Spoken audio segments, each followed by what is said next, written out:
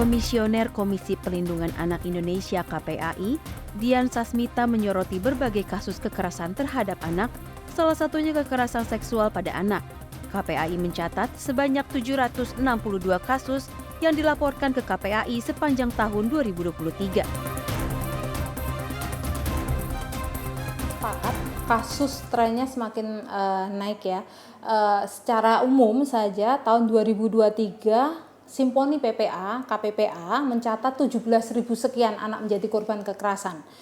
Kalau 17.000 sekian menjadi korban kekerasan, itu artinya tiap hari ada 52-an anak menjadi korban kekerasan. Tiap jam di negara kita ada 1-2 anak menjadi korban kekerasan. Itu luar biasa sekali. Mayoritas adalah kekerasan psikis, kemudian fisik dan seksual.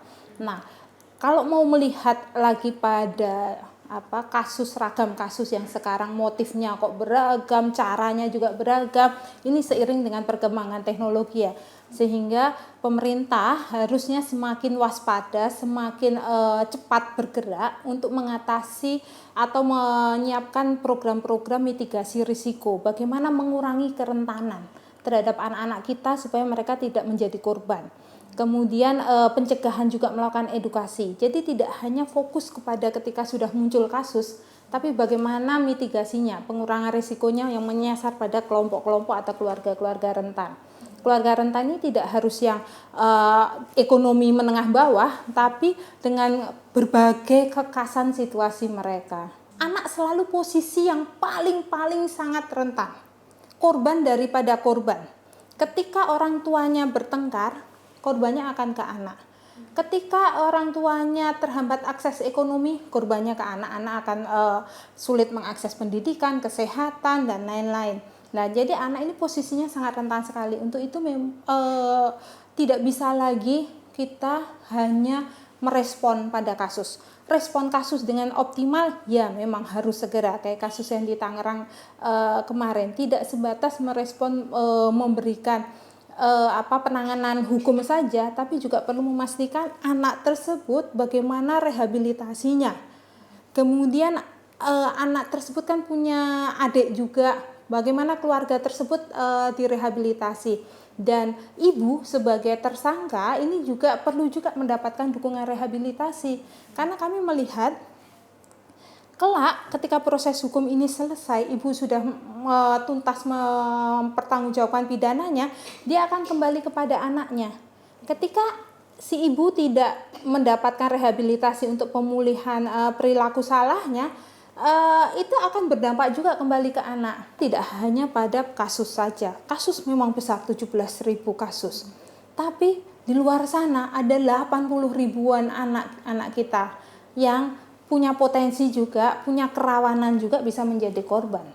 Nah, makanya perlu sekali semua pihak menyadari tanggung jawabnya, kemudian meningkatkan komitmennya untuk perlindungan anak. Iya, itu yang terlapor kepada pemerintah daerah ya, yang tercatat oleh pemerintah daerah. Tapi saya yakin masih banyak yang tidak terlapor. Pertama, karena misalnya masyarakatnya tidak tahu harus lapor kemana. Atau mereka tidak tahu bahwa itu tindak pidana, itu kekerasan, itu pelaku harus bisa dibawa ke ranah pidana. Selanjutnya ketiga, karena tidak adanya penyedia layanan di sana. Masih banyak kabupaten kota yang KPAI datangi tidak ada UPTD-nya, UPTD PPA. Sehingga pendampingan dari mana? Nah, masyarakat takut untuk itu. Kemudian ada juga frame di masyarakat, di beberapa masyarakat bahwa ini kekerasan diselesaikan saja secara damai karena tabu dan lain-lain. Nah, ini makanya banyak sekali kasus-kasus yang sebenarnya tidak terungkap. Jadi 17.000 tadi baru sebagian saja. Psikolog klinis senior, CEO dan founder Personal Growth, Ratih Ibrahim sangat prihatin melihat isu kekerasan seksual yang dilakukan oleh seorang orang tua terhadap anak yang terus meningkat di Indonesia. Ia mengatakan, terdapat beberapa faktor yang menjadi dasar orang tua ataupun pelaku yang melakukan tindak asusila terhadap anak di bawah umur. Menurut saya ini bukan cuma faktor uang, kalau hanya faktor uang semata, ada banyak kok cara lain untuk bisa diupayakan ya, untuk bisa melanjutkan kehidupan. Ini tindak kekerasannya lalu dilakukan sendiri oleh ibunya, kemudian diviralkan oleh ibunya di media, anaknya dijual. Kemungkinan yang sangat kuat adalah si ibu sendiri punya kelainan. Ya, ada sesuatu yang sakit pada dia. Selain juga bahwa mungkin ada nilai-nilai yang bertabrakan gitu di dia.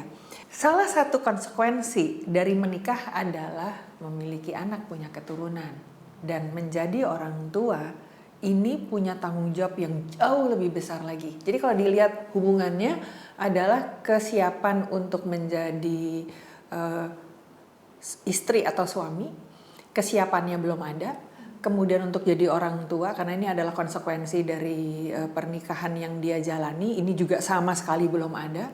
Ketidaksiapan baik secara emosi, psikologis, finansial, sosial, dan segala macam itu ya, itu memang bisa membuat seseorang menjadi tidak capable untuk menjadi ibu, karena memang belum siap. Tetapi ketidaksiapan menjadi ibu tadi itu manifestasinya bisa dia misalnya dia nggak tahu bahwa atau dia nggak paham gitu ya bahwa anak itu butuh dididik sama dia, butuh dilindungi sama dia karena mungkin masih sibuk dengan isu-isunya sendiri gitu ya. Kemungkinan ada faktor neglect terhadap anaknya atau tidak bertanggung jawab, jadi anaknya ya diterlantarkan, dititipkan ke orang-orang dan diabaikan. Cuman bahwa kemudian teride bahwa anaknya dijual, dilecehkan secara seksual dan dijadikan sumber ekonomi, ini yang tidak secara linear terhubung dengan pernikahan dini tadi bisa saja menjadi salah satu faktor penyebab, tetapi belum tentu faktor penyebabnya adalah itu. Di kasus ini memang harus ditelaah lagi. Dua ibu sudah dilakukan penahanan ya, terhadap ibunya itu oleh penyidik Polda Metro.